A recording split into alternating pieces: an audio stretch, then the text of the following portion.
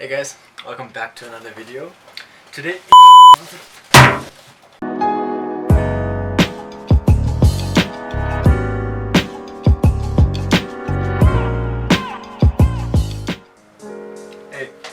welcome back to another video, and I'm sorry for not creating content that often, and it's been a while, but my apologies for that. Hope you guys are staying safe and stay home, stay safe. Today we're talking about my gear. What gear I use, what's in my camera bag, the gear I use to create what I do create. This has been the question that has been asked to me so many times. People have been asking me on Instagram, in person, when I go for shoots, what do I use, what lens do I use? Silence! Do I shoot on Windows, do I shoot on Apple?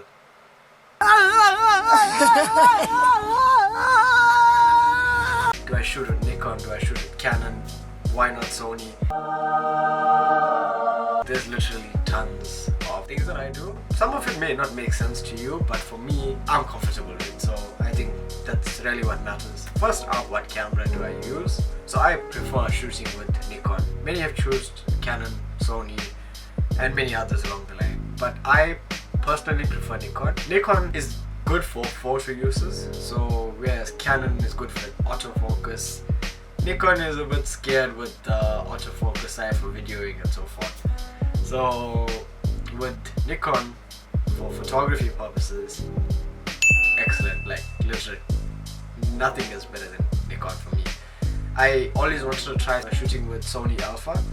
Then there's also Red Dragon. Red Dragon, that's like, I've always wanted to shoot film with that. That videoing and filming on Red, that's like next level.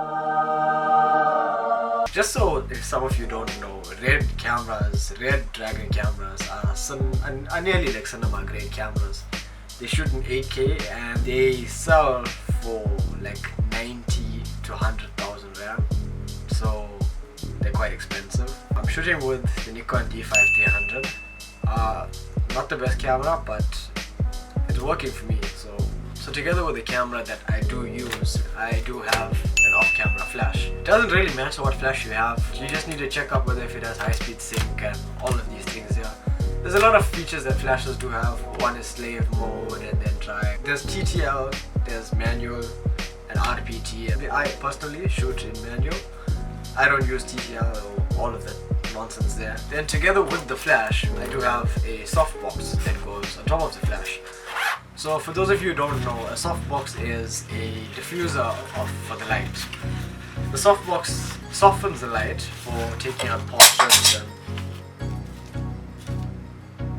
Okay.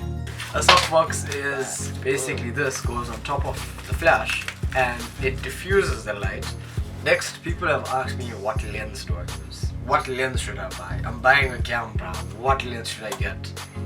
I've got a 50mm, is it good enough? I've got an 80mm, is it good enough? The real answer is no amount of lens is enough. The thing is with lens, they're really expensive, but they're worth it if you use it on the long run. I at the moment only have about 4 lenses. This is the 50mm. If you haven't seen that video, go and check it out somewhere here, somewhere on the top. Go check out the review I did on this. It's a really good lens. And then I do have the 70 to 300mm lens. So for taking really far shots, far away, for portraits and candid photography, where you're at an event and then people are really far away, you don't want to really go up close to them and take out a photo, because you get some people that are like, what the fuck are you doing? You can be really quite far and still take out a very good close-up of them. This is the DJI Osmo Mobile 3. So this is a gimbal. Those of you who don't know, a gimbal is actually stabilizes video footage from your phone. So your phone actually goes on top of it and then all video is filmed from your phone using this 3-axis gimbal. So this is actually a really big game changer if you're going to put up video editing and you want to film videos, vlogs here and there, face tracking and all of that there. It really is a winner on my side. So another thing people have asked me is, do I use Windows, do I use Apple? The truth is, I use both, right? And for different reasons, of course. So I currently have the late 2013 Apple MacBook Pro. It is Retina.